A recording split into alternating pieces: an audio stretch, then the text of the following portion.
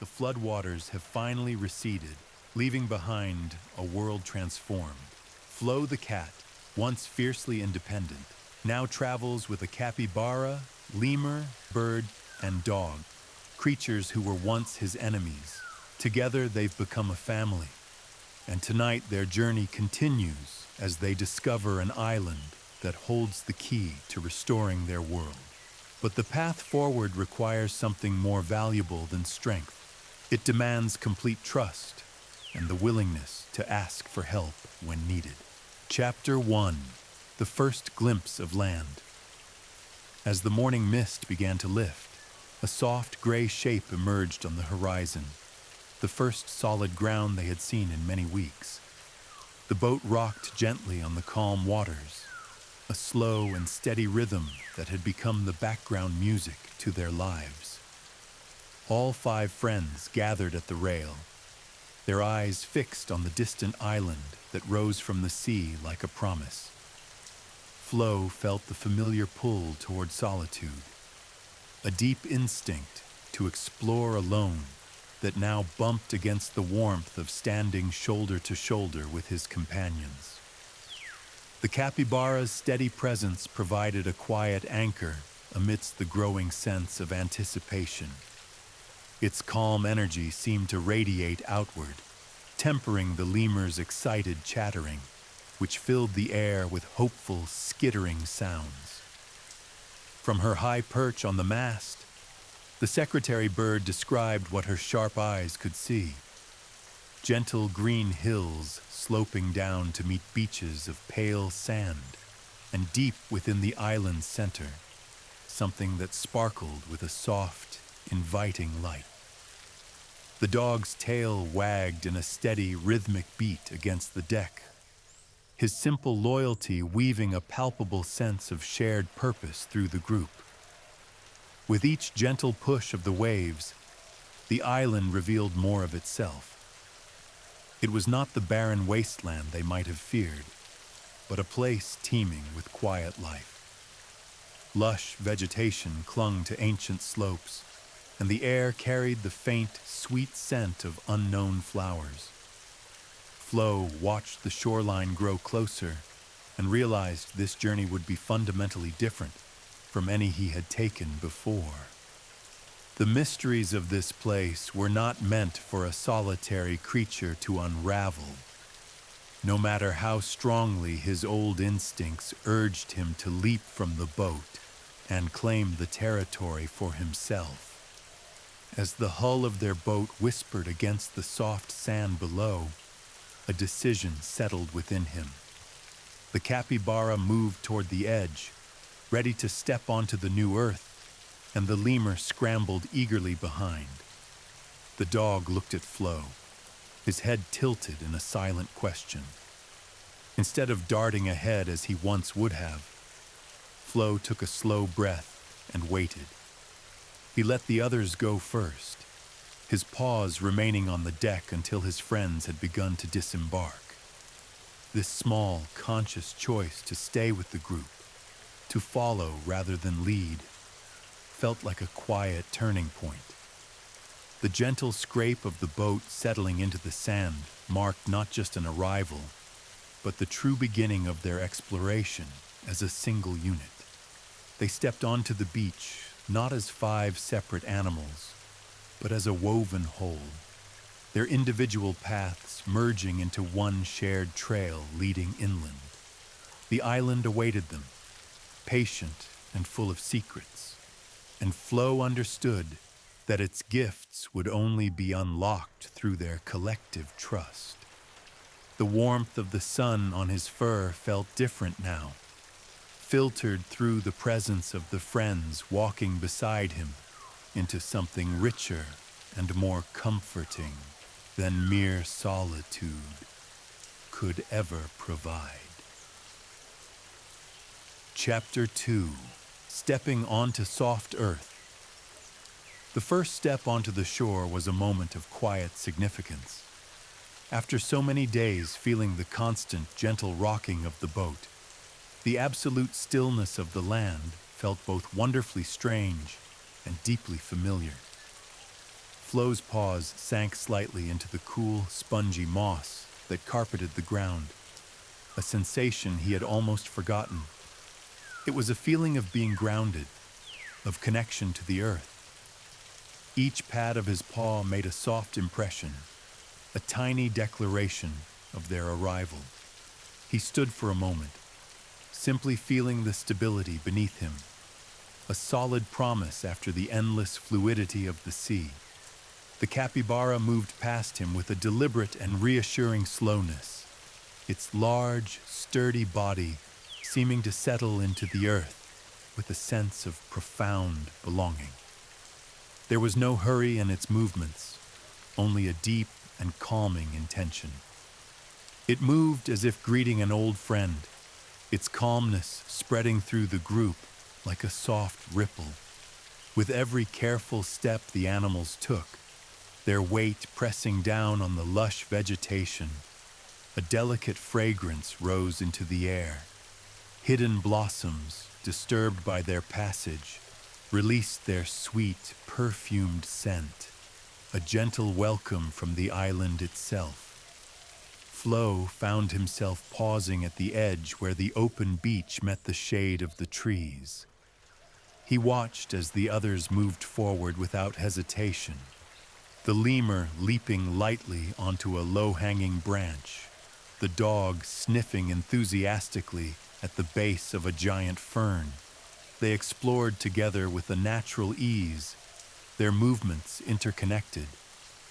He saw how the secretary bird kept visual contact with everyone from a higher vantage point, and how the capybara's slow pace created a central point for the others to orbit. They were a single organism, exploring as one. Sunlight filtered down through the dense canopy overhead, the leaves creating a stained glass window of green and gold. The light fell in dappled patterns on the forest floor, and these patches of warmth shifted and danced with the gentle movement of the branches in the breeze. It was a quiet, hypnotic display. The dog's nose was in constant, happy motion, twitching with excitement as it processed 1,000 new scents carried on the air. The damp earth, the decaying leaves, the perfume of unseen flowers, the subtle markers of other creatures who called this place home.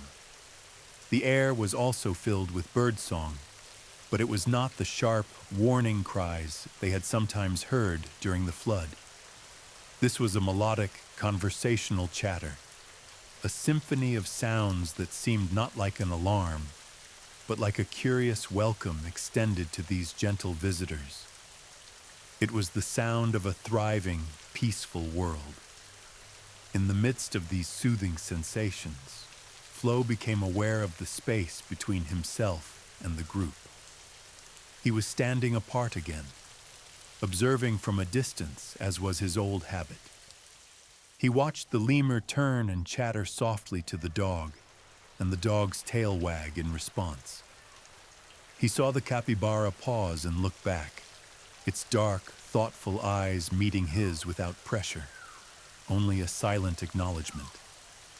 In that moment, Flo made a conscious decision.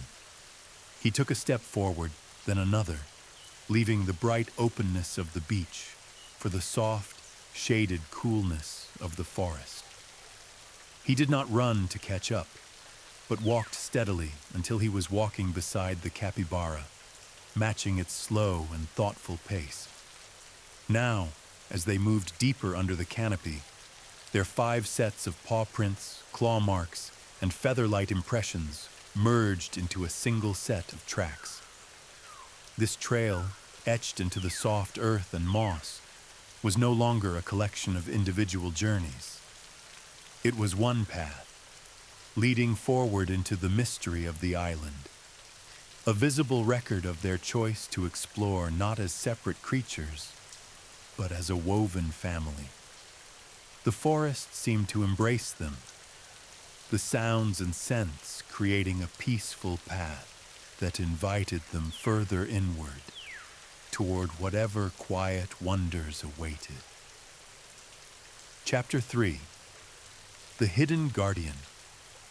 The path they followed wound gently upward, the sound of trickling water growing steadily stronger until it became a soft, constant whisper. It led them to a small stream that cascaded over mossy rocks, creating a shimmering curtain of water. With only a moment's shared hesitation, they stepped through the falling water. The droplets were cool and fine, a brief, refreshing mist on their fur and feathers. And on the other side, the world changed. They found themselves standing in a garden that felt entirely removed from time. The air was still and deeply peaceful, thick with the sweet fragrance of blossoms. Flowers bloomed everywhere in colors that seemed to glow with a soft inner light. Deep blues that rivaled the twilight sky, gentle pinks softer than a sunrise, and vibrant purples that seemed to hold the last light of day. Their petals were impossibly delicate, like whispered secrets given physical form. In the very center of this hidden sanctuary rested an ancient sea turtle.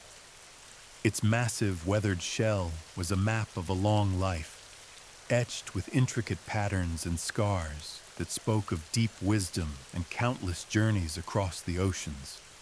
It did not move as they approached, but its dark, ancient eyes opened slowly. Those eyes held a profound and gentle calm, the patient stillness of countless tides coming in and going out, the deep knowing of the vast oceans. The animal stopped a respectful distance away, feeling the weight of a true elder's presence.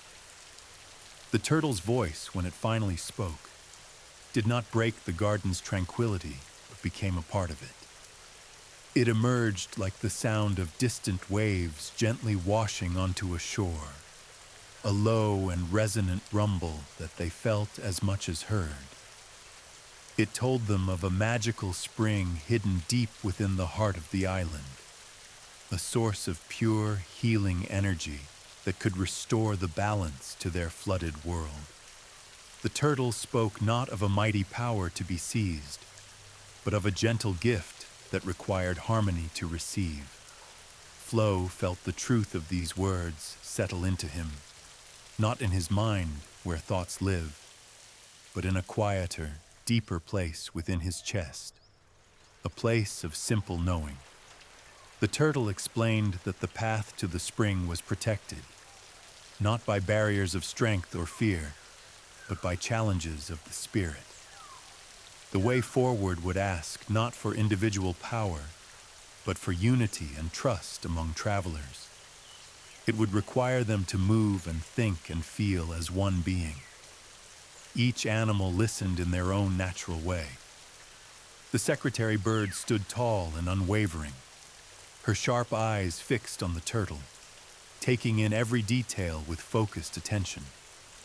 The capybara sat back on its haunches, its gaze soft and inward, contemplating the words with deep thoughtfulness. The lemur was uncharacteristically still, her clever mind working quietly. The dog simply sat, his loyal heart open and accepting. As the turtle spoke, its story seemed to weave through the space between them, touching upon their private hopes and quiet fears. It spoke of loneliness and the courage to reach out, of differences that become strengths when woven together. The tale did not frighten them. Instead, it seemed to acknowledge their journey and bind them closer, validating the fragile trust they had been building. When the turtle's story concluded, a comfortable silence filled the garden. And then, as if in response to their shared understanding, a path through the flowers began to glow with a soft, pearlescent light. It illuminated a route forward, not with a blinding flash, but with a gentle, inviting radiance that pulsed in time with their calm, synchronized breathing. The way was open. Chapter 4. The Whispering Vines. The ruins they now walked among felt older than any memory they carried. The stones were fitted together without any mortar, yet they stood perfectly aligned, their edges softened by countless seasons of wind and rain.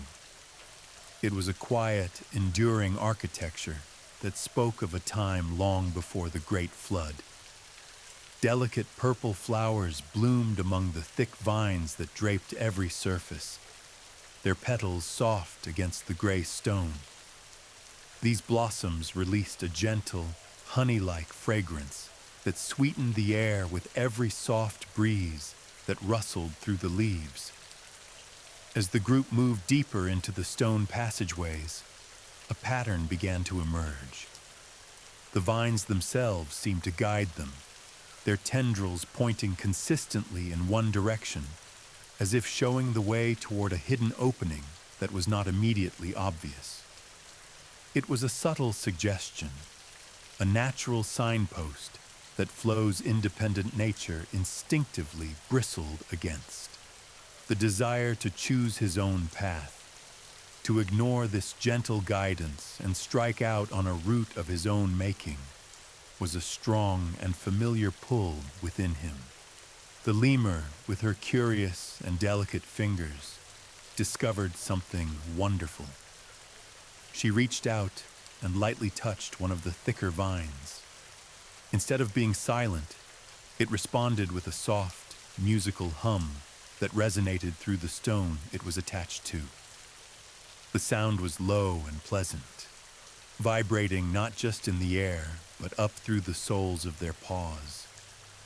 It was a quiet magic that made the lemur chitter with soft delight. She touched another vine and another, creating a little melody that echoed softly through the ancient courtyard. The capybara watched this with its usual calm. It then demonstrated how to move through this delicate ecosystem without causing disturbance. It stepped with immense care, placing its large feet precisely so as not to crush any of the smaller plants growing between the stones. It showed a deep respect for this ancient place, moving slowly and thoughtfully, its peaceful energy encouraging the others to do the same. It was a lesson in coexistence, in moving through a world without leaving a mark of harm. Soon, they arrived at a crossroads within the ruins. One path was clear and open, bathed in sunlight and looking easy to travel. The other was the path marked by the whispering vines. It was darker, more overgrown, and looked far more challenging. Flo felt the old conflict rise within him. The clear path appealed to his desire for straightforward, independent progress. He stood for a long moment, looking from one option to the other, feeling the weight of the decision. The others waited patiently, not pushing him, simply existing together in the quiet of the crossroads. Then, something shifted inside Flo. Instead of making a silent choice and heading off on his own, he turned to face his friends. He took a soft breath, and for the first time, he vocalized his uncertainty. His voice was quiet but clear in the still air. "Which way should we go?" he asked. The question hung there for a moment, simple yet profound. It was his first voluntary request for a collective decision. It was an acknowledgement that the choice was not his alone to make, that their path forward was a shared responsibility. The lemur looked at the vines. The secretary bird gazed down the sunlit path, and the dog simply looked at Flo with trusting eyes. The capybara considered both options with its deep, slow thoughtfulness. After a quiet moment of shared contemplation, the capybara made a soft, grunting sound and began to move toward the vine-marked path. There was no discussion, no debate. The lemur followed with a happy skip. The bird adjusted her course, and the dog fell into step beside Flo. The decision was made not with words, but with a unified movement. Flo felt a surprising sense of relief. The burden of choosing alone was lifted.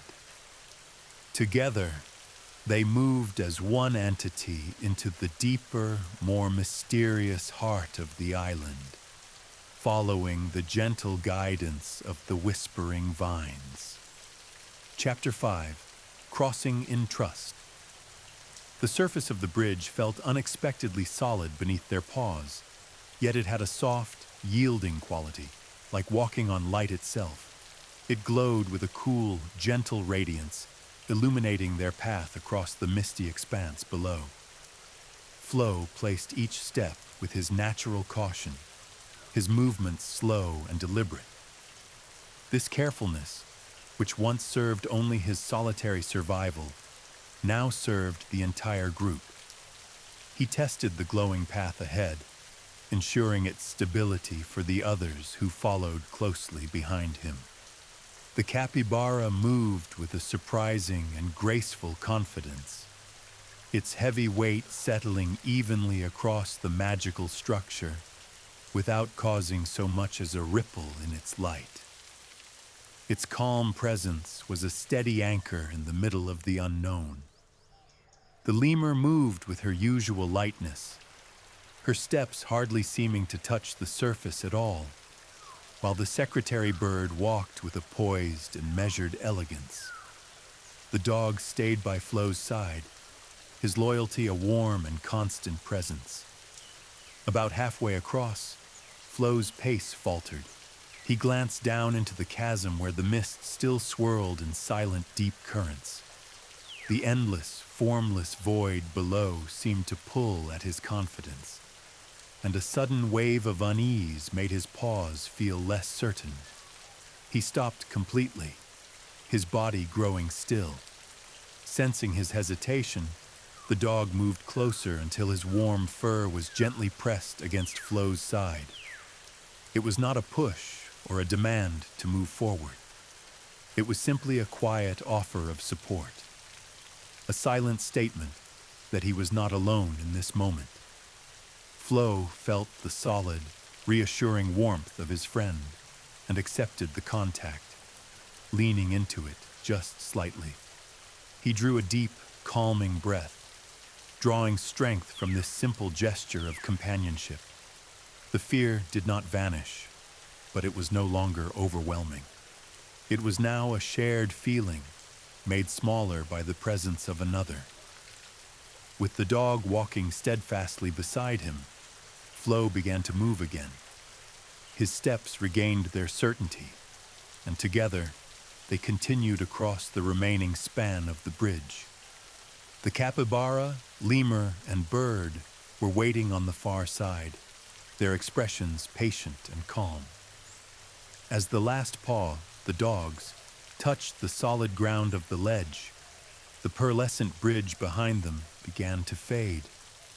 It dissolved silently back into the mist from which it had been formed, leaving no trace of their crossing. The success of their journey across did not leave them exhilarated or wildly excited. Instead, a deep and profound calm settled over the group. They stood together for a long moment in a comfortable silence, feeling the quiet thrum of their connection. Flo looked back at the now empty chasm and then at the friends standing around him. He realized, with a clarity that was both simple and profound, that he had not crossed the bridge alone. His careful steps, the dog's loyal nudge, the capybara's steady lead, they were all part of a single action. He had crossed as part of something much larger and stronger than his solitary self. The memory of their 5 voices blending into one harmonious sound seemed to linger in the air around them, not as an echo, but as a protective and gentle charm. It was a quiet reminder that their unity was their greatest strength, a soft light that had built the path and now continued to guide them forward, deeper into the heart of the island. Chapter 6. The Mirror Garden's Arrival.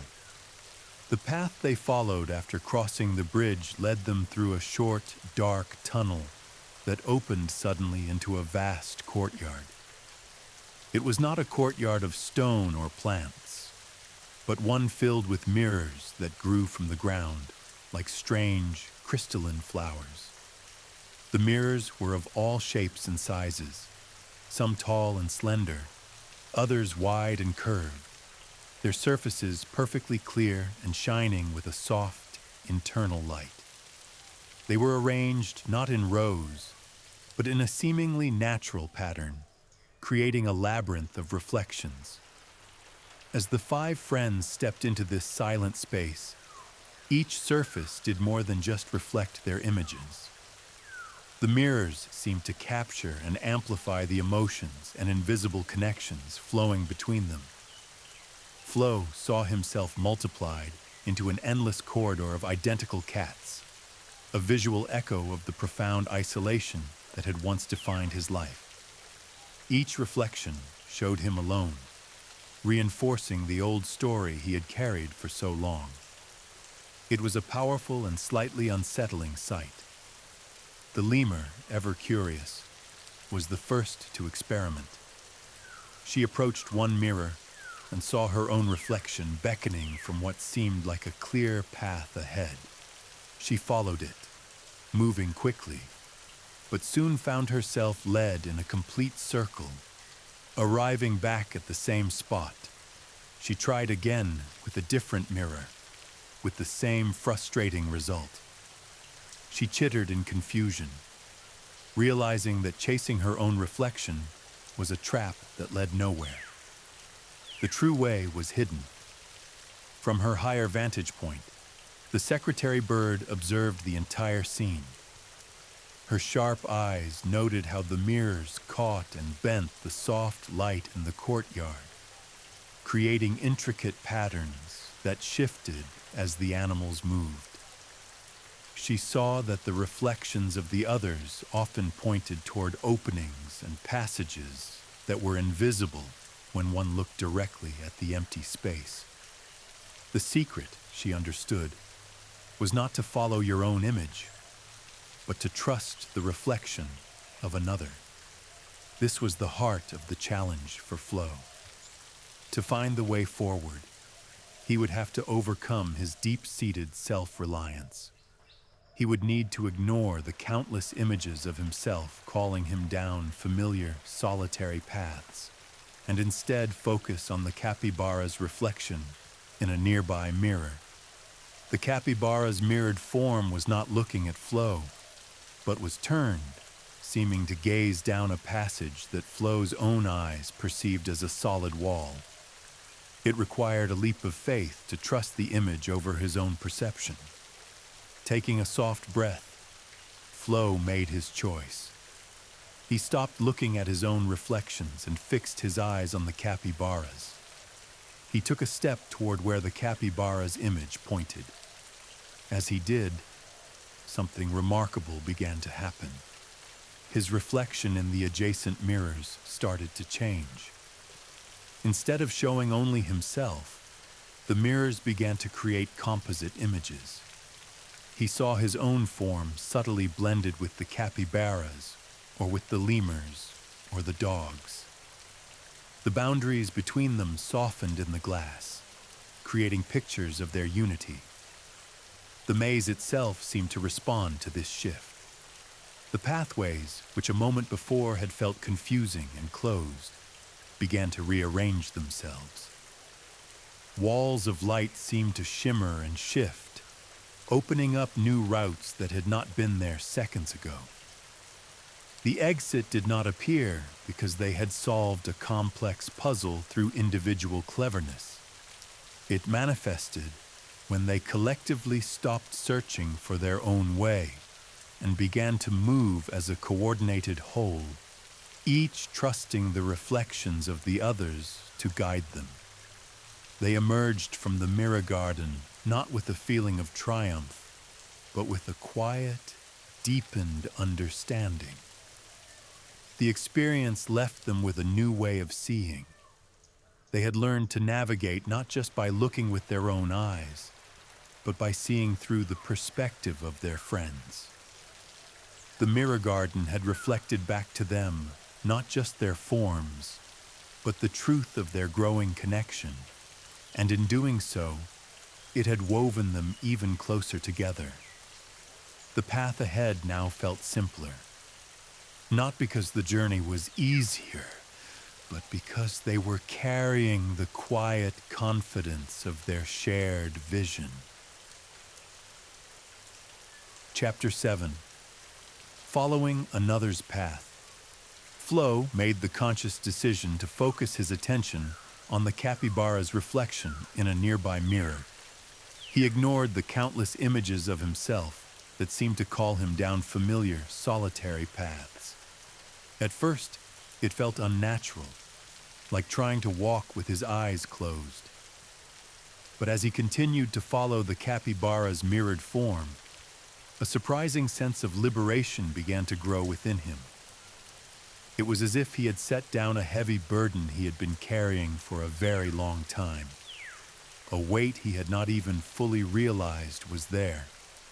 The constant pressure to navigate alone, to be solely responsible for his own path, simply melted away in the soft light of the mirrors. The lemur, perched on a low, crystalline ledge, took on the role of coordinator. Her sharp eyes darted from one reflective surface to another, tracking the positions and reflections of all her friends.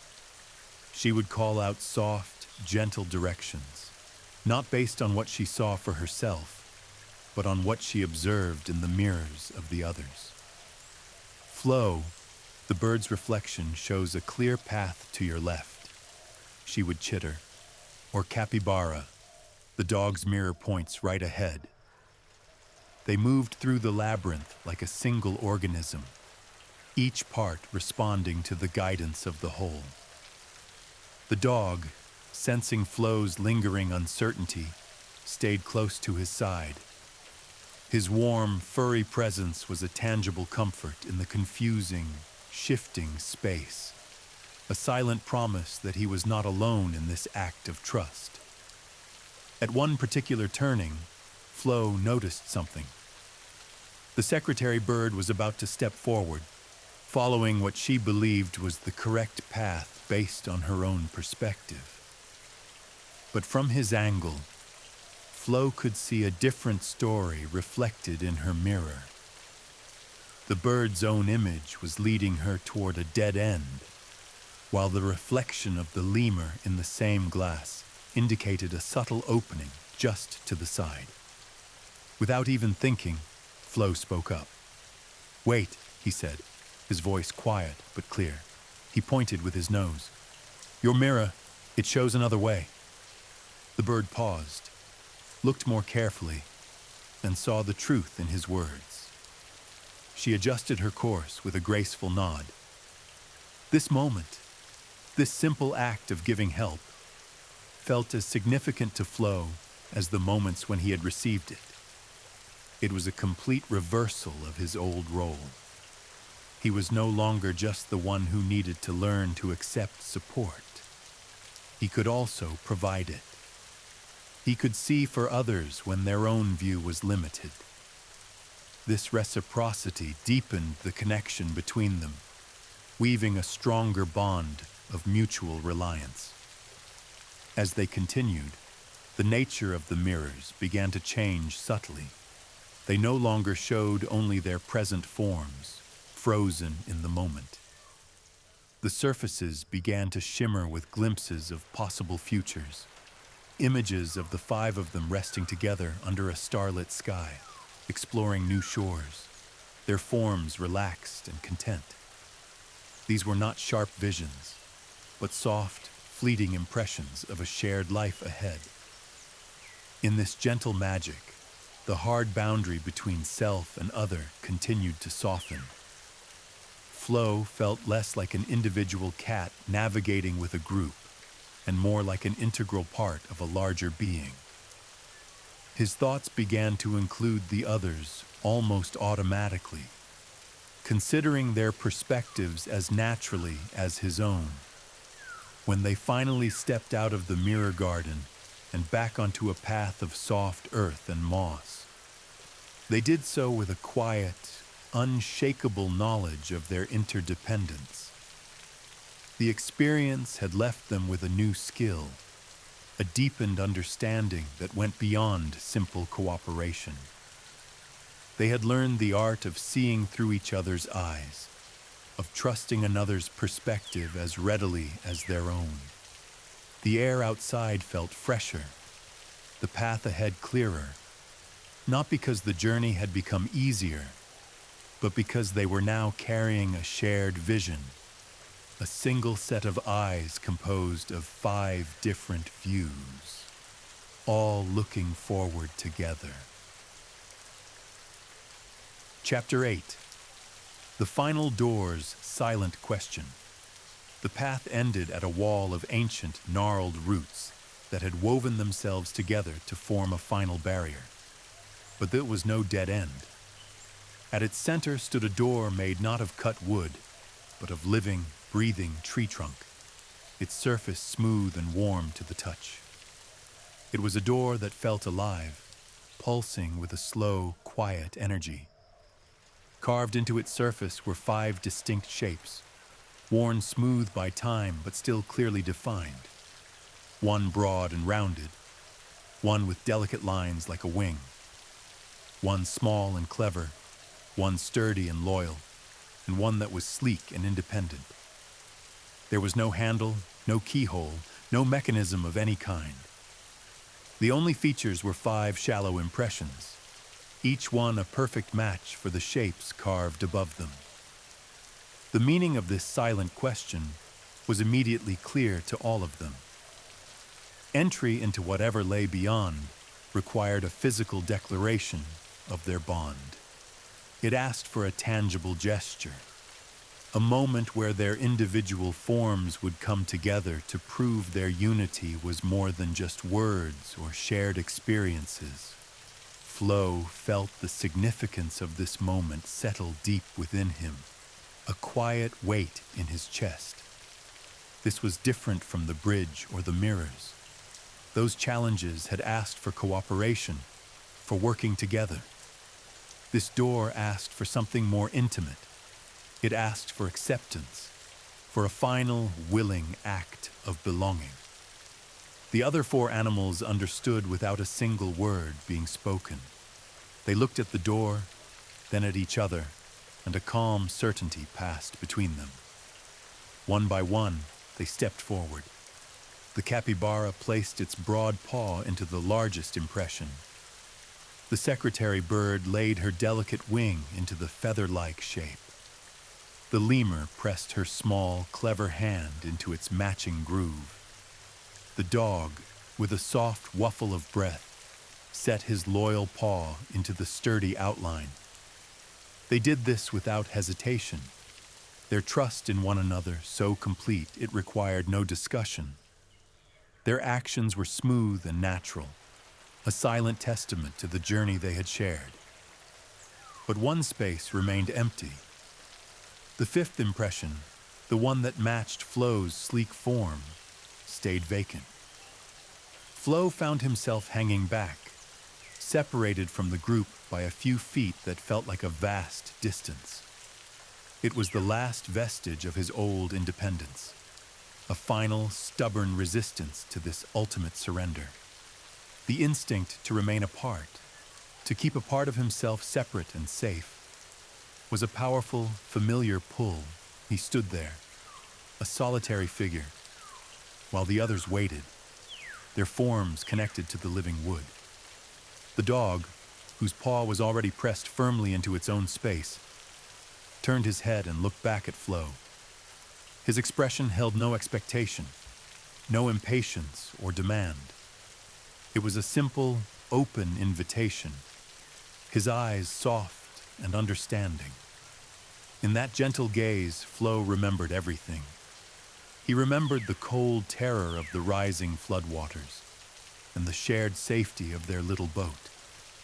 He remembered the warmth of sleeping curled against the capybara's side, the lemur's playful chattering filling lonely silences, the bird's watchful protection from above, and the dog's unwavering loyalty that had never once faltered.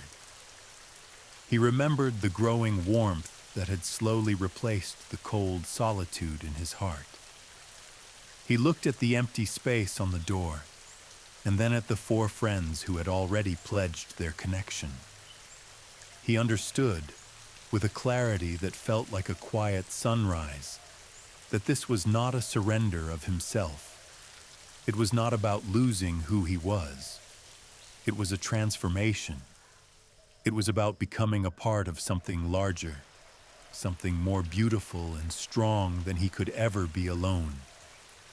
His decision did not form as a thought or a weighing of options. It formed as a quiet, certain feeling that moved from his heart down through his legs and into his paws. Without another moment of hesitation, Flo stepped forward. His paws carried him across the short distance, and he lifted one to place it gently into the waiting, empty impression on the door. The contact was warm, and it felt less like touching wood and more like coming home after a very long journey. Chapter 9. The paw that joins the others. Flo lifted his paw and placed it gently into the fifth and final impression on the door. The contact felt like coming home after a long and lonely journey.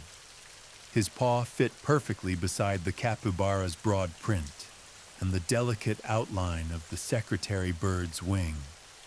His sleek shape settled into the groove made for it, a piece of a puzzle finally clicking into its rightful place. It was not a tight fit or a constraint, but a feeling of natural alignment, as if his paw had always belonged there, nestled among the others. As his paw met the warm, living wood, a gentle warmth spread up through his leg and flowed through his entire body. It was a comforting heat, like sinking into a sun-warmed patch of earth. This warmth seemed to seek out and dissolve the last invisible barriers he had carried inside, the final, thin walls around his heart that his independence had built.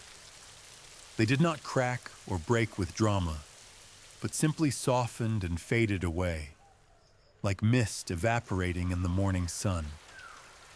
A deep and profound sense of peace settled over him, quieting the last whispers of unease. The door responded to their completed circle not with a loud ceremonial noise, but with a soft, sighing sound, like a gentle breath of relief. There was no thunderous rumble or dramatic flash of light. Instead, the solid wood seemed to become translucent, then softly parted, opening inward without a sound. A light spilled from the doorway, but it was not a blinding radiance. It was a soft, golden glow, as gentle and welcoming as the first light of early morning sunlight filtering through a window. The animals did not rush forward in a burst of excitement.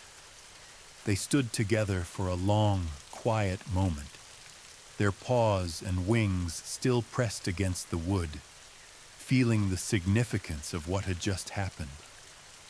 They breathed in unison, a shared rhythm of calm inhalation and exhalation that bound them in the stillness. Flo looked at his paw, still resting beside the others, and then at the faces of his friends. In that moment, he understood something essential. He was not losing himself by joining them. He was not giving up his identity. Instead, he was finding a larger, more complete version of who he could be. His independence was not erased.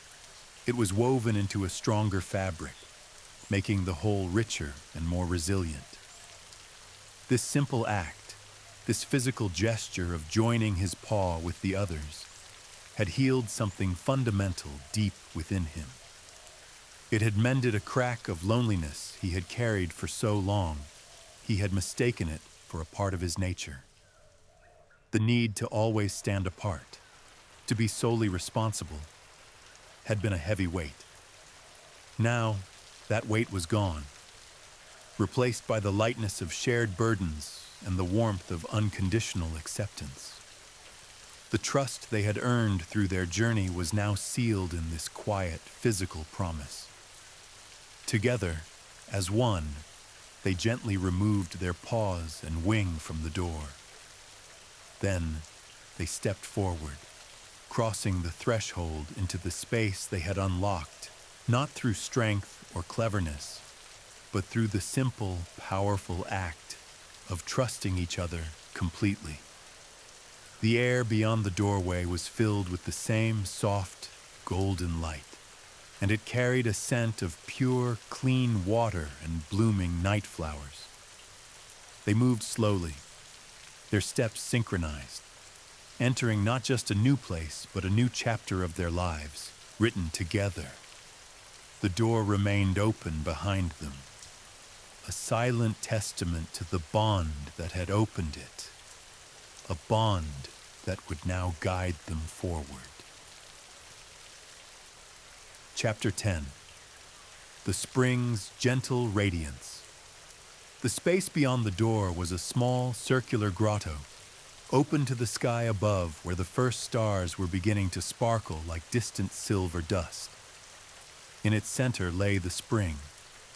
It was not a large or roaring fountain, but a quiet pool of water that seemed to hold its own gentle light. The water moved in slow, hypnotic patterns, swirling without a sound, its surface shimmering with colors that shifted like oil on water, but with a soft, internal glow. It did not dazzle the eyes or overwhelm the senses. Instead, it comforted them, its presence as warm and reassuring as the glow from a low-burning hearth on a cold night, promising safety and warmth without any demand for attention. They approached the spring slowly, their footsteps silent on the smooth, mossy stones that surrounded it. As they drew near, they looked down into the clear, luminous water. The surface was perfectly still for a moment, and it reflected not 5 separate faces, but a single, merged image of peace. Their features blended together into one tranquil visage, a visual representation of the unity they had worked so hard to achieve. It was a silent confirmation that they had arrived not as individuals, but as a complete and harmonious whole. They understood instinctively, without needing to speak, that activating the spring's magic required nothing more than their combined presence. There were no ancient words to chant, no complicated rituals to perform. The challenges had been the preparation. Their arrival here was the final key. All that was needed now was their quiet, collective intention, the focused hope they held together as a united group. They stood in a loose circle around the spring's edge, not touching, but connected by an invisible thread of shared purpose. As they simply stood there, breathing in the calm air and focusing their collective wish for healing, the spring began to respond.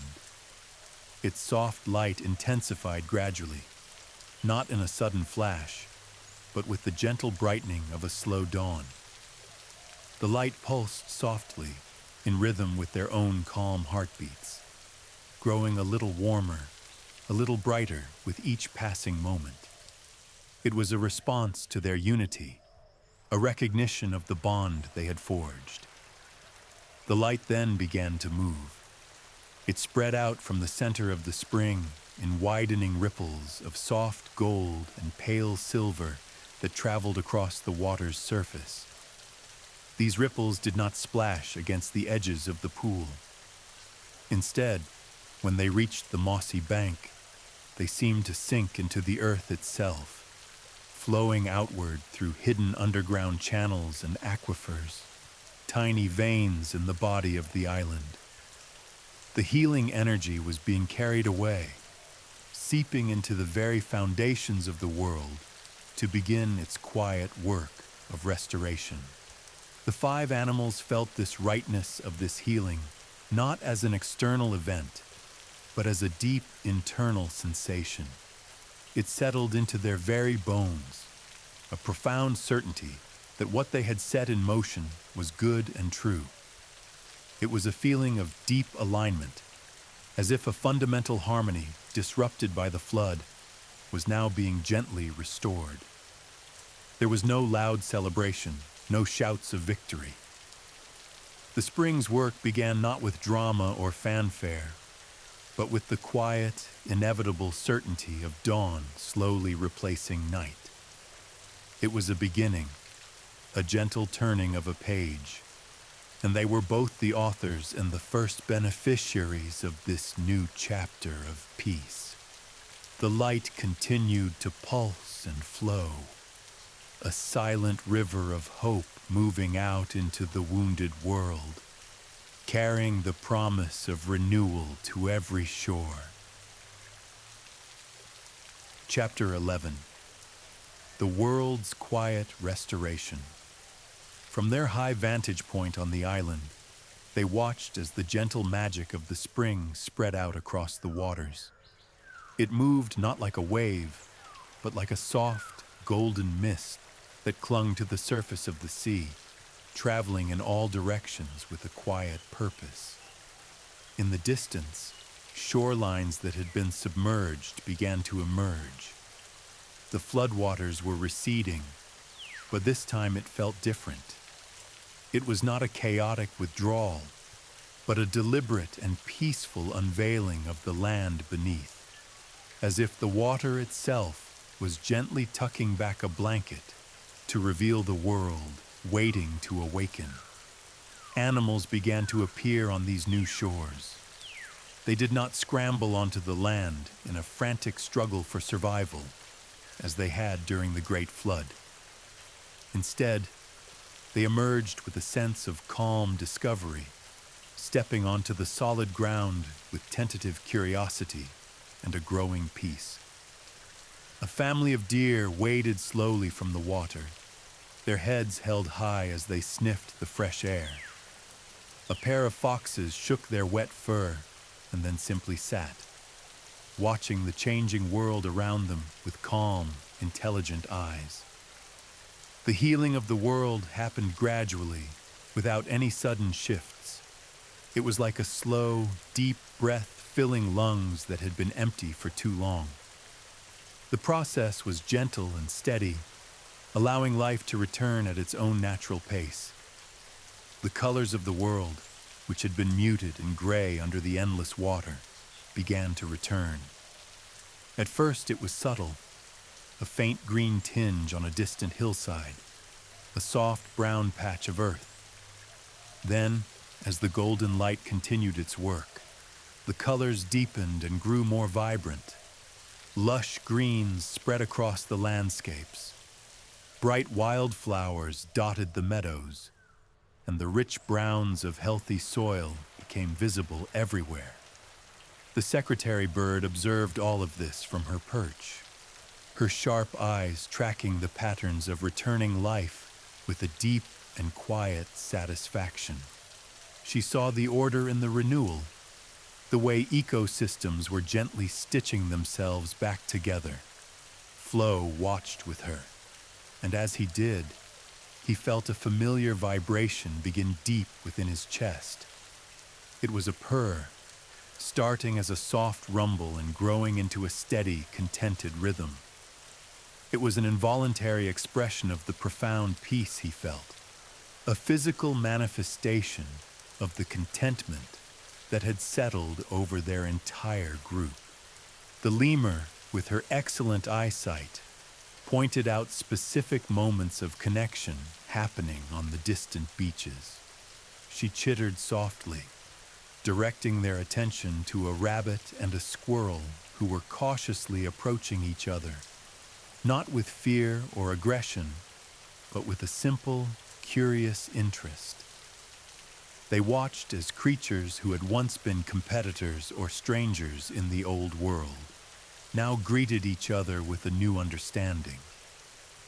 There were no battles for territory, only a shared sense of relief and a cautious exploration of this newly restored world. This quiet restoration, happening across the waters, was a perfect mirror of their own personal journey. They had traveled from a place of isolation and suspicion to one of trust and community. Just as the land was being healed and made whole again, so too had their own hearts been mended. The sight of animals meeting not as enemies, but as fellow survivors in a renewed world, confirmed the rightness of the path they had chosen. It was a validation of the trust they had placed in one another, showing them that the harmony they had found was not just for their small group, but was the very principle that could heal the entire world. The golden light continued to spread, a soft blanket of hope covering the sea, and they watched in a comfortable silence, feeling a part of the great, gentle unfolding. Chapter 12. The beach as evening falls. They made their way back to the beach as the sun began its final descent, painting the sky in soft shades of lavender and rose. The place where their island journey had begun was now transformed by the gentle light of twilight.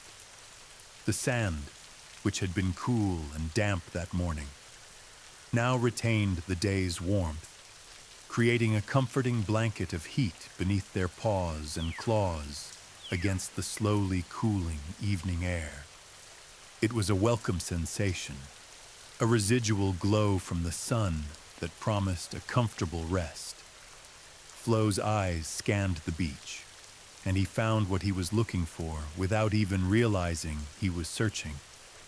It was a natural hollow in the sand, curved by the wind and waves, and it seemed to fit the shapes of their 5 bodies perfectly. It was a ready-made nest, a welcoming space for them to settle together. The capybara seemed to understand this too, and it moved toward the hollow with its usual deliberate calm. It settled itself into the soft sand with a soft, grunting sigh, its large body creating a living, breathing cushion for the others to arrange themselves around. One by one, they found their places in this circle of warmth and protection. There was no discussion, only a quiet, intuitive understanding of how they fit together. The dog moved to curl himself against Flo's back, his warm fur a soft barrier against the gentle ocean breeze. His steady breathing created a slow, rhythmic comfort against Flo's spine, a reliable and soothing pattern. The lemur, with a graceful leap, draped herself across the capybara's broad, sturdy back. She nestled into its fur, her tiny hands clasped together under her chin, looking completely at ease and secure. The secretary bird did not immediately lie down. She stood at the edge of their circle, her tall, elegant form silhouetted against the darkening sky. But her posture was not one of anxiety or sharp alertness. It was relaxed and watchful, her head tilted gently as she observed the peaceful sea. She was not standing guard out of fear, but out of a protective, caring instinct, a final, gentle gesture of watching over her family as they prepared for sleep. Her presence completed the circle, a silent sentinel of their safety. The last sliver of sunlight dipped below the horizon, and the final light of day gilded their fur and feathers with a soft, burnished gold. For a fleeting moment, each one of them seemed to glow with a gentle internal light, their outlines softened by the twilight. Flo looked around at the arrangement of his friends. The capybara, a solid foundation. The lemur, a light presence on its back. The dog, a warm weight against him. And the bird, a graceful guardian. In this perfect, unspoken geometry of their bodies, Flo understood the true shape of belonging. It was not a vague feeling, but a physical reality. Belonging was the specific curve of the dog's back pressed against his own. It was the steady rise and fall of the capybara's breathing beneath the lemur. It was the quiet, watchful stillness of the secretary bird.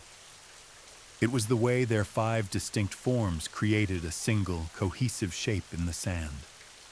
A shape that was strong, protected, and whole. The hollow in the beach was not just a dip in the sand. It was a mold that they filled perfectly. A physical manifestation of the space they were always meant to occupy together. The air grew still. The faint sounds of the night insects beginning their gentle songs. And in their warm, sand-filled nest, they settled into the deep contentment of creatures who are exactly where they are meant to be. Chapter 13. Fireflies like floating stars. As the deep blue of night settled completely over the island, a new light appeared along the edge of the beach. From the dense vegetation, tiny points of soft, golden light drifted into the open air.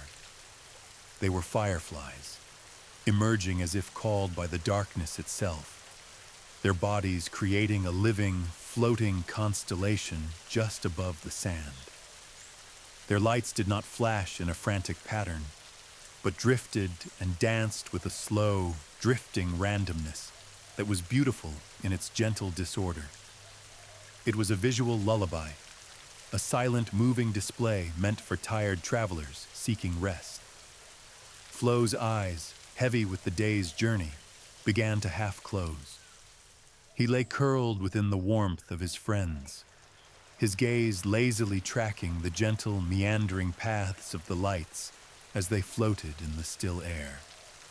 The dance was hypnotic, each tiny light moving to its own slow rhythm, creating a pattern that was impossible to predict, but deeply soothing to watch. The lemur, perched on the capybara's back, reached out one of her delicate hands. She did not reach to catch or hold the lights, but simply to appreciate their fragile beauty. Her fingers pausing in the air as a firefly drifted slowly past her touch. The fireflies themselves seemed to acknowledge their quiet audience. Their random drifting began to shift, and a few of the lights floated closer to the group of animals resting in the sand. They moved in curious, inquisitive patterns, looping and weaving through the air just above their heads, as if offering a private, close-up performance. Their soft, golden light reflected in 5 pairs of watching eyes, each one capturing the tiny points of gold and holding them like miniature stars. The dog's dark eyes shone with the reflection. The capybara's calm gaze twinkled, and the bird's sharp eyes softened with the gentle light. The display continued even as the moon began its own slow ascent into the sky, adding its silver glow to the fireflies' gold. It felt like nature's own quiet celebration of their success, a beautiful, wordless acknowledgement of the healing they had helped to begin. There were no loud cheers or grand gestures, only this gentle, luminous dance offered as a gift of peace. As the moon rose higher, the fireflies' movements began to change. Their dance became slower, more languid, their floating paths growing longer and less frantic. It was as if they were consciously matching the slowing, deepening rhythm of the animal's own breathing as they drifted closer to sleep. The line between the starry sky above and the firelit beach below began to soften and then to blur completely. The fireflies floating near the ground seemed to merge with the stars twinkling in the vast expanse overhead. It became impossible to tell where the earthly lights ended and the heavenly ones began. The entire world seemed to be filled with a soft, gentle luminescence, a comforting glow that enveloped them in a sphere of peace. The soft drone of insect songs from the trees provided a gentle auditory blanket to match the visual one, and the five friends, wrapped in warmth and light, felt the last edges of the waking world soften and fade away, cradled by the beautiful, silent dance of the lights. Chapter 14, The Purr That Says Everything. A deep, rhythmic vibration began deep within Flo's chest, a soft rumble that started as a quiet hum and steadily grew into a steady, soothing purr. It was not the purr of solitary contentment he had known in his past, the kind that echoed in empty spaces. This was a different sound altogether, born from the warmth of the dog curled against his back and the quiet presence of the others encircling him. It was a purr of connection, a physical expression of the belonging that now filled him completely. The sound traveled through his body and seemed to seep into the sand, a gentle vibration that the others could feel as much as hear. The sound of his purr did not stand alone in the quiet night. It merged seamlessly with the other gentle rhythms surrounding them, the soft, rhythmic shushing of the waves washing onto the shore, and the deep, steady thump of the capybara's heartbeat, which was slow and powerful like a distant drum. These sounds wove together, creating a single, harmonious blanket of noise that enveloped them all. The purr communicated something that words could never fully capture. It spoke of a complete and total acceptance, a peace so profound that it needed no explanation. It was the sound of a heart that had finally, fully come home. The other animals, each in their own way, responded to this sound. The dog, pressed against Flo's back, let out a long, soft sigh that was the very essence of relaxation, his entire body sinking deeper into the sand. The lemur, nestled on the capybara's broad back, answered with a delicate, sleepy chirp, a sound of pure contentment. The secretary bird, standing watch, relaxed her posture just a little more, her feathers settling with a soft rustle. Even the capybara seemed to breathe a little more deeply, its massive body rising and falling in a rhythm that now seemed synchronized with Flo's purring. Together, their sounds created a quiet symphony of contentment that filled the night air, a gentle music that was far more beautiful than any one sound could be alone. It was a conversation without words, an acknowledgement of their shared journey and the deep bond they now held. As he purred, Flo realized something important. He was not purring just for himself, as a private expression of comfort. He was purring for the capybara's steadfastness, for the lemur's clever joy, for the bird's protective watch, and for the dog's unwavering loyalty. He was purring for the family he had found. The sound became a tangible expression of their connection, an invisible thread that wove between them, stitching their five hearts closer together with every steady vibration. In this moment, with the sound resonating through him and flowing out to his friends, Flo understood with absolute clarity that home had nothing to do with a specific place. It wasn't the island or the boat or any patch of ground. Home was this. Home was the warmth of the dog against his back, the solidity of the capybara, the light presence of the lemur, and the watchful care of the bird.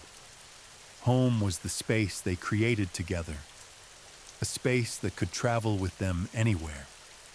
As sleep began to gently claim them, one by one, the symphony of sounds softened but did not cease. Flo's purr continued, becoming quieter and slower, transforming into a gentle lullaby of belonging that serenaded them all into slumber. It was the last sound the dog heard as he drifted off, and the lemur's final waking thought was the comforting vibration beneath her. The purr was a promise, a continuous soft reminder that they were safe. They were together, and they were exactly where they belonged. It was the sound of their shared peace, a gentle rhythm that carried them peacefully into their dreams. Chapter 15. The Moon's Silent Watch. The moon rose in the night sky, full and perfectly round, a benevolent silver eye looking down upon the sleeping world. It cast long, shimmering pathways of light across the calm, dark water, creating ribbons of silver that seemed to lead to the horizon and beyond. Its gentle light reached the beach and touched each of the sleeping forms with an equal and impartial gentleness. It made no distinctions between fur and feather, between large and small. The same soft glow illuminated the capybara's weathered back, the lemur's delicate face, the secretary bird's elegant wings, the dog's loyal form, and Flo's peaceful body. In the moon's eyes, they were all simply creatures at rest, all equally deserving of its silent, watchful peace. This light revealed the perfect rightness of their arrangement on the sand. The way they were curled together was not a random accident of sleep, but a deliberate and beautiful composition. The hollow in the beach cradled them, and their bodies fit within it and against each other in a way that looked both comfortable and secure. Their shared warmth was visible in the way they pressed close, a single unit of tranquility. As the moon climbed higher, their shadows began to stretch out behind them, long and soft on the pale sand. These shadows did not remain separate. They stretched and then slowly merged together into one large, blended form, a dark silhouette on the beach that had no individual boundaries. It was a visual truth, showing that in rest, they were truly one. The moon's slow and steady journey across the vast expanse of the sky was the only thing that marked the passage of time. The night was deeply peaceful, without event or disturbance, and the moon was a silent clock measuring the hours of perfect rest. Down on the calm waters, its light created a perfect reflection, a second moon that shimmered and danced on the gentle movement of the sea. It created the beautiful illusion that there were two moons watching over the world, one in the sky and one on the water, both offering their light and their protection to all sleeping creatures. In the deepest part of the night, the animals shifted in their slumber. These were not restless movements, but the natural, gentle adjustments of comfortable sleep. Without waking, they instinctively moved even closer together. The dog pressed more firmly against Flo's back. The lemur nestled deeper into the capybara's fur, and the secretary bird, still standing, relaxed her vigil just a little more, her head tucking softly against her wing. The moon was a silent witness to their dreams, which were not troubled by fear or memory, but were instead filled with gentle, pleasant images of sunshine and calm waters, of friendship and safety. As the night began to wane and the moon started its slow descent toward the western horizon, It left behind it a sense of profound and absolute peace. The air itself felt still and content, holding the memory of a night that had been perfectly safe and serene. The moon's work was done. It had watched over them, and the night had held them safely in its care. A soft, velvet blanket of twinkling stars and comforting silence. The world was quiet. The animals were deep in rest, and everything was exactly as it should be. Chapter 16. Understanding Home's True Nature.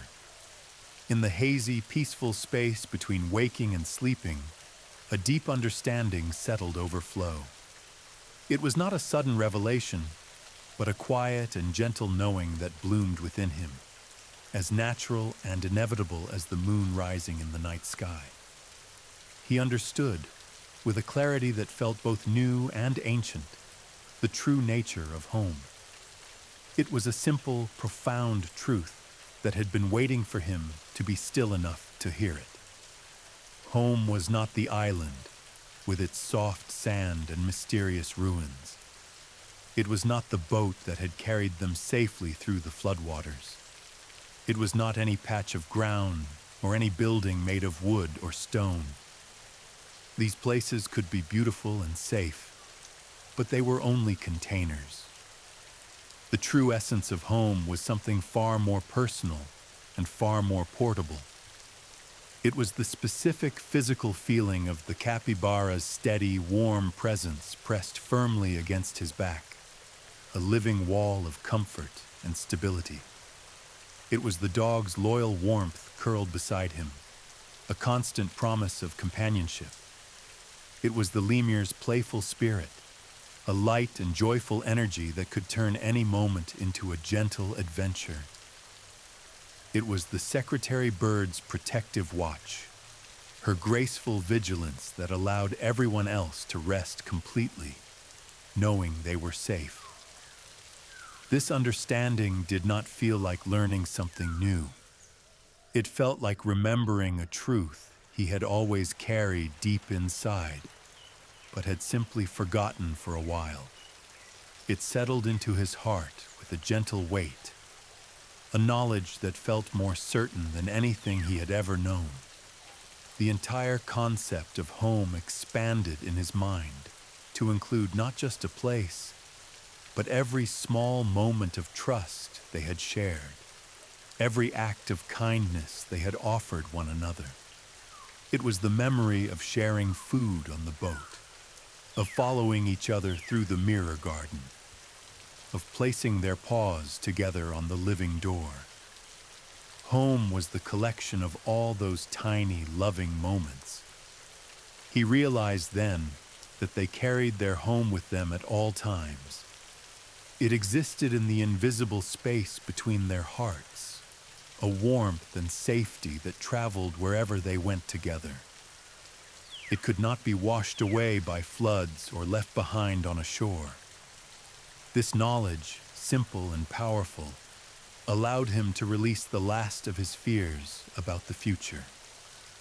The anxieties that had once whispered to him about being alone, about the dangers of the unknown, simply lost their power and faded away. They were replaced by a calm certainty. Whatever adventures tomorrow might bring, whatever new shores they might discover, whatever gentle challenges they might face, they would not face them as 5 separate creatures.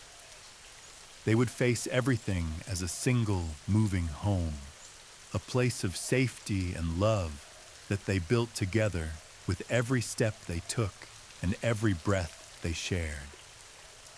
The future was no longer a thing to be feared, but a path to be walked side by side, a continuing journey of their shared existence. Chapter 17. The Rhythm of Shared Breathing. As they drifted deeper into sleep, a remarkable and natural rhythm began to emerge. Their breathing, once 5 separate patterns of inhales and exhales, gradually synchronized into a single, steady cadence. It was a slow and gentle rhythm of in and out, a shared pulse that bound them together even in their slumber. There was no conscious effort involved. It was a physical expression of their deep connection, their bodies working in harmony as their minds rested. This unified breathing created a soft, whispery sound that filled the space around their sandy hollow. This gentle sound did not exist in isolation. It blended seamlessly with the other natural rhythms of the night. The soft, rhythmic shushing of the waves washing onto the shore provided a constant, low backdrop, like a deep percussion keeping time. The two rhythms, their breathing and the ocean's sigh, mingled together, one echoing the other, creating a layered symphony of peace. Flo's quiet, continuing purr served as a soft and constant undertone to this symphony, a warm vibration that hummed steadily beneath the other sounds. Together, these layered rhythms wove a living tapestry of sound that gently enveloped the entire beach. It was not a loud or intrusive noise, but a subtle, comforting blanket of auditory peace that soothed anyone who might hear it. Each shared, synchronized breath seemed to draw them all a little deeper into the restorative power of true rest. The physical and emotional fatigue from their long journey, the walking, the challenges, the emotional discoveries, began to soften and dissolve with every slow, measured exhalation. Their bodies were healing, their minds were quieting, all guided by the gentle rhythm they now shared. This synchronized breathing became much more than just a sign of deep sleep. It was a physical manifestation of the invisible unity they had forged. Their lungs expanded and contracted together, their bodies demonstrating a connection that was now written into their very biology. It was a silent testament to the bond that allowed 5 different creatures to function as one harmonious being, even in the vulnerable state of unconsciousness. And even as they slept, the physical connections between them remained. A paw here, a wing there, small points of contact were carefully maintained. The dog's fur against Flo's back, the lemur's hand resting on the capybara. These touches were a subconscious affirmation of their togetherness, a grounding wire keeping them linked. As the night deepened and progressed toward morning, the rhythm of their breathing began to change. It slowed even further, becoming deeper and more profound. This gradual deceleration was a natural mirror of the slowing of their collective heartbeats, as their bodies descended into the most restful stages of sleep. Their metabolisms calmed, their minds settled into quietude, and their breathing followed this peaceful descent. This shared physiological state, where 5 bodies were so connected that they breathed and rested as one, represented the ultimate integration.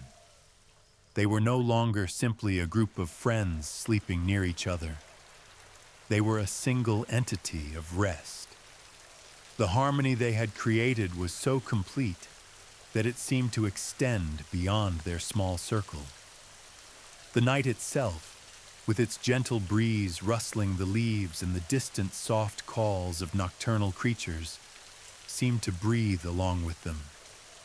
The universe felt at peace, holding them in a vast, quiet embrace. The boundary between the sleeping animals and the sleeping world became softly blurred, all existing within the same tranquil, rhythmic harmony.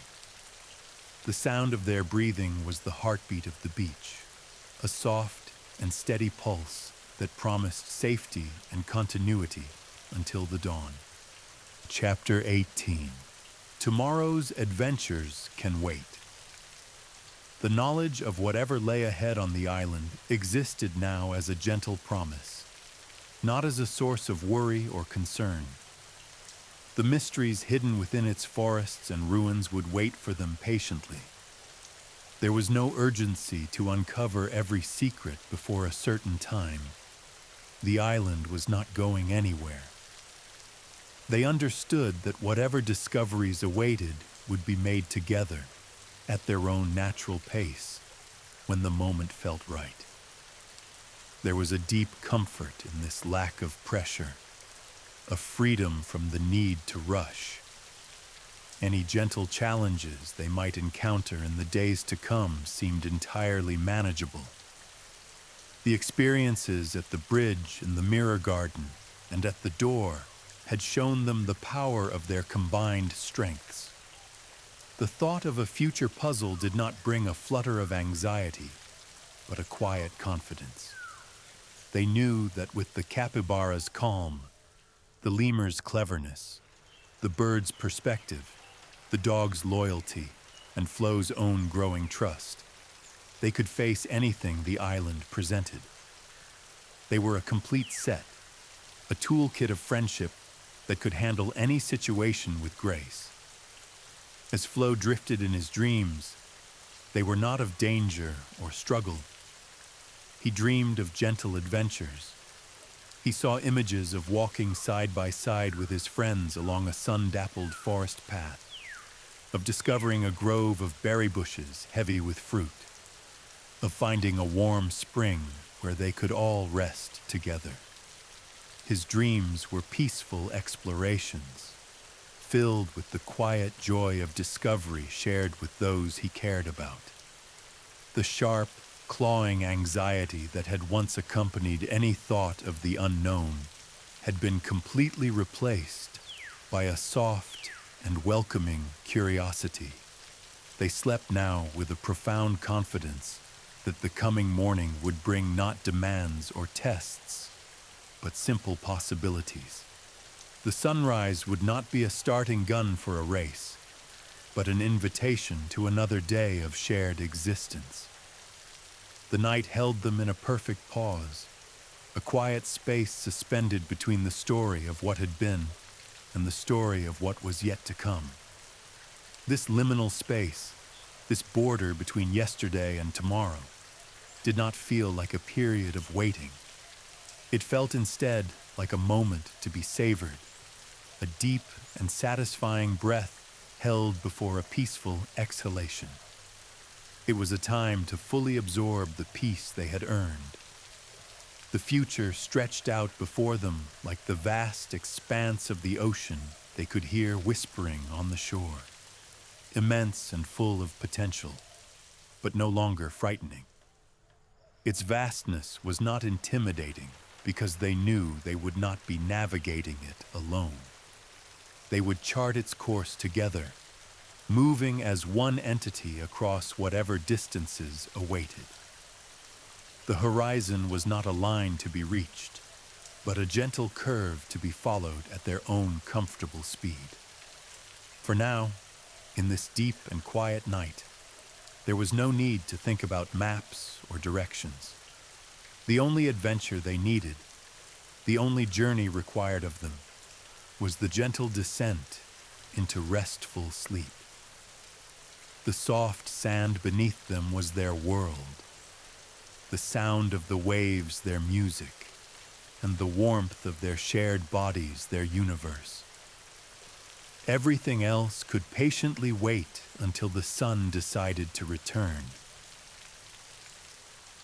Chapter 19. The exactness of belonging. Flo's final conscious thought before sleep fully claimed him was not of the spring's gentle light or the vast, healed world. It was a simple, physical memory. The exact sensation of his paw meeting the smooth, warm wood of the door, fitting perfectly into the empty space beside the others. That single moment, that precise point of contact, seemed to contain the entire story of his transformation. He turned the memory over in his mind, feeling again the warmth that had spread up his leg, the quiet click of belonging. It was a small action, but it held an immense truth. He realized then that the moment of true belonging had not happened when they reached the magical spring and saw the golden light spread across the waters. That was the result, the reward. The real change, the turning point, had occurred right there at the door. It was the instant he chose, of his own free will, to join the others. The exactness of it was what mattered. The way his paw found its designated place beside the capybara's broad print, the bird's delicate wing mark, the lemur's small handprint, and the dog's loyal paw print. It was a physical declaration that echoed the emotional one he had made in his heart. This memory, so clear and solid, became the anchor that held him fast in peaceful sleep. It was a touchstone he could return to, a proof of the connection he now shared. As he drifted deeper, he sensed that the others were dreaming similar dreams. They were not dreaming of their individual pasts or solitary futures, but of connection and acceptance. The lemur likely dreamed of weaving vines into a shared nest, the capybara of carrying everyone safely across a wide river, the bird of watching over a peaceful, sleeping group, and the dog of walking side by side on an endless, friendly path. Their individual journeys, which had begun in isolation and fear, had now completely converged into this single, shared point of rest on a moonlit beach. The island itself, ancient and wise, seemed to acknowledge their right to be there, together. The soft sand cradled their bodies, the gentle breeze cooled their fur, and the rhythmic waves sang a lullaby just for them. The environment was not neutral, it was supportive, offering its peace as a gift to this newfound family. It was as if the island recognized the harmony they had achieved and was now cradling that harmony in return, protecting the delicate balance they had created. In the state of deep sleep, the boundaries between them softened even further, becoming permeable and faint. The sense of where one animal ended and another began was less distinct. The dog's warmth was Flo's warmth. The capybara's steady breathing was the rhythm of the entire group. They were separate beings, but their rest was a collective experience. They drifted into dreams that were less like individual visions and more like shared experiences. They might all be exploring the same sunlit forest in their minds, or swimming together in the same calm, clear lake. Their subconscious minds, free from the day's waking constraints, mingled and intertwined, weaving a single, peaceful dreamscape for them all to inhabit. The night held them in this soft, blended state, a quiet soup of rest and recovery. The worries of yesterday were forgotten, and the possibilities of tomorrow were not yet formed. There was only the present moment, stretched out and peaceful, filled with the sound of shared breathing and the gentle certainty of their togetherness. The world was healing around them, and they were healing within it. Their 5 hearts beating a slow, synchronized rhythm that promised many peaceful tomorrows. The faint, silvery light of the moon continued to wash over them, a silent witness to the exact and perfect peace they had found. Chapter 20. The gentle descent into dream sleep does not arrive for them as a sudden event, but as a gradual and gentle descent, like a leaf floating slowly down from a tree to settle softly on still water. Consciousness begins to ebb away, not all at once, but in soft, quiet waves, each one pulling them a little further from the waking world. With each receding wave of awareness, it leaves behind a polished moment from the day. The warmth of the sun on their fur during their first steps on the island. The soft hum of the whispering vines. The comforting glow of the pearlescent bridge. These memories are not sharp or demanding. They are smooth and rounded, like stones worn soft by the sea, pleasant to hold in the mind before letting them go. Their individual dreams begin to stir, but they do not remain separate for long. As they sink deeper into slumber, their dreams gently weave together, their edges softening and merging. Flo's dream of walking through a sunlit forest becomes the same forest where the lemur dreams of swinging from the branches. The capybara's dream of a calm, deep pool becomes the same water where the dog dreams of paddling playfully. They are no longer having solitary visions, but are instead co-creating a single, shared tapestry of experience. A peaceful dreamscape where they are all present together, exploring and resting as one. High above, the fireflies continue their silent, drifting dance over the beach, their tiny lights pulsing softly in the darkness. They are now witnessed only by the impassive moon and the countless twinkling stars, an audience of celestial bodies that have seen countless nights come and go. The performance continues, beautiful and unobserved by waking eyes, a gift of light offered to the sleeping world. Meanwhile, across the waters, the world continues its gentle, silent restoration. New plants take root in the damp soil. Animals find safe dens in the uncovered landscape, and the balance of nature quietly reestablishes itself, all happening slowly and peacefully under the cover of night. On the beach, everything exists in a state of perfect balance. The warmth of the sand perfectly offsets the coolness of the night air. The soft sound of the waves provides just enough rhythm to soothe, but not enough to disturb. The 5 friends are arranged in a way that supports each one perfectly, a living puzzle where every piece fits. There is no strain, no discomfort, only the deep and satisfying peace of creatures who are exactly where they are meant to be, both physically and spiritually. This moment is a point of absolute equilibrium. The story of their journey does not truly end on this beach. It simply pauses here, at its most peaceful and tranquil point. This is a natural resting place in the larger narrative of their lives together. The night itself holds them in its gentle palm, a vast, dark hand that is both protective and comforting. They are safe within its grasp, connected to each other and to the world that is healing around them. The only sound that remains now is the soft, rhythmic pattern of their shared breathing.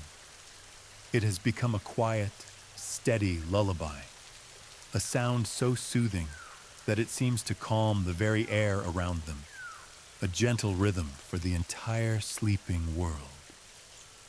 And in this deep and perfect peace, we can gently leave them to their rest, knowing that they are held safe until the morning.